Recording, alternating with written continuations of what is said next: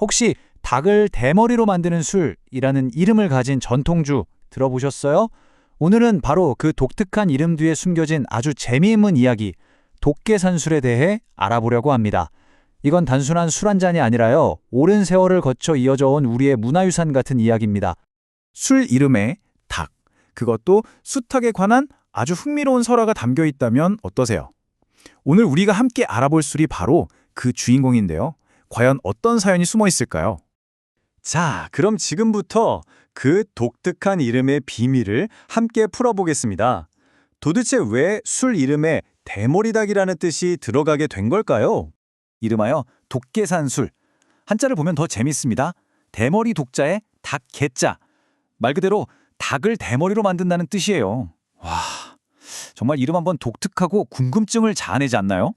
이 이름 뒤에는요, 정말 상상력이 넘치는 옛날 이야기가 하나 숨어 있습니다. 어떤 수탉이 이 술의 재료가 되는 약초를 쪼아 먹었는데 그 기운이 어찌나 왕성해졌는지 밤낮으로 암탉들을 쫓아다녀서 결국 모든 암탉의 머리 깃털이 다 빠져 대머리가 되어버렸다고요. 정말 한번 들으면 잊을 수 없는 그런 유래죠. 자, 이렇게 재미있는 이야기가 붙을 정도니 당연히 민간에서는 이 술에 뭔가 특별한 의미를 부여하지 않았을까요? 지금부터는 어떤 의학적인 사실이 아니라 예로부터 전해 내려오는 믿음에 대해 한번 살펴보겠습니다. 네, 그 이야기에서 짐작할 수 있듯이 민간에서는 이 독계산술이 허리나 하체 기운을 보호하고 특히 남성의 활력을 북돋우는 데 도움을 준다고 여겨졌다고 합니다. 물론 이건 어떤 질병을 치료한다는 개념이 아니라 기운을 좀 돋운다는 그런 의미로 전해져 내려오는 이야기일 뿐이에요.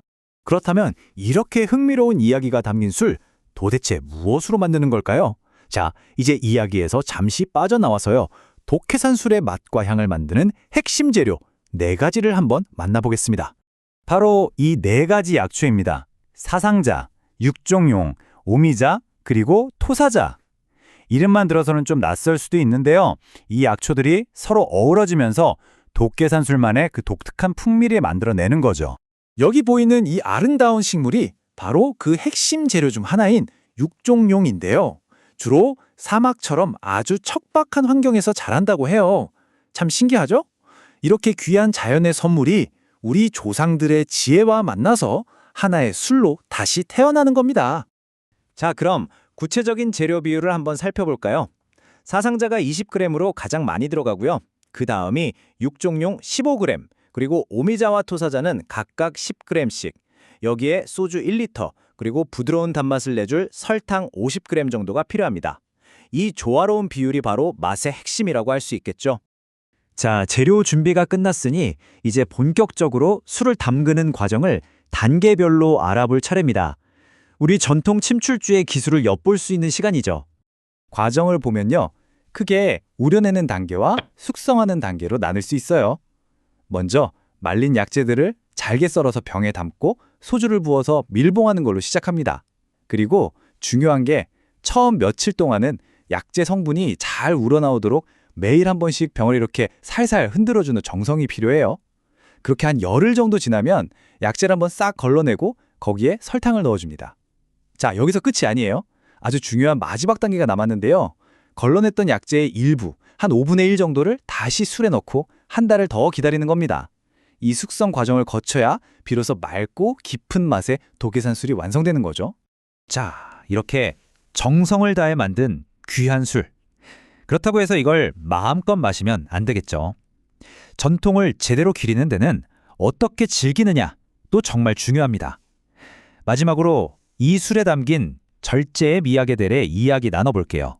옛 어른들은 이 술을 마실 때 마치 귀한 약을 대하듯이 아주 신중하고 정성스러운 마음으로 드셨다고 해요. 그냥 취하려고 마시는 술이 아니라 내 몸의 기운을 다스리는 음료로 생각했던 거죠. 그래서 전통적으로는요, 하루에 딱 한 번 잠들기 전에 약 30ml, 그러니까 아주 작은 잔으로 딱 한 잔만 마셨다고 합니다. 과음하지 않고 절제하며 즐기는 것, 그게 바로 핵심인 거죠. 오늘 이렇게 독계산술에 대해 알아봤는데요. 여기서 잠시 아주 중요한 점을 짚고 넘어가야겠습니다.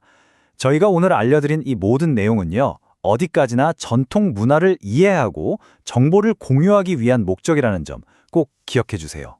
앞서 말씀드린 여러 이야기들도 민간에서 전해져 내려오는 믿음일 뿐, 이 술이 특정 질병을 치료하기 위한 약은 절대 아니라는 점을 다시 한번 분명히 말씀드립니다.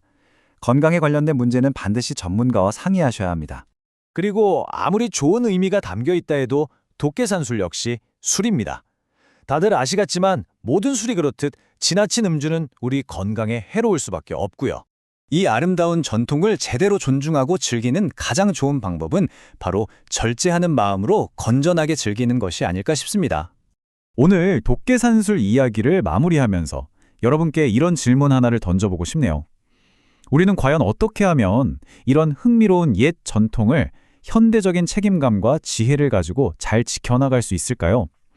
오늘 나눈 이야기가 그 답을 함께 생각해보는 작은 계기가 되었으면 좋겠습니다.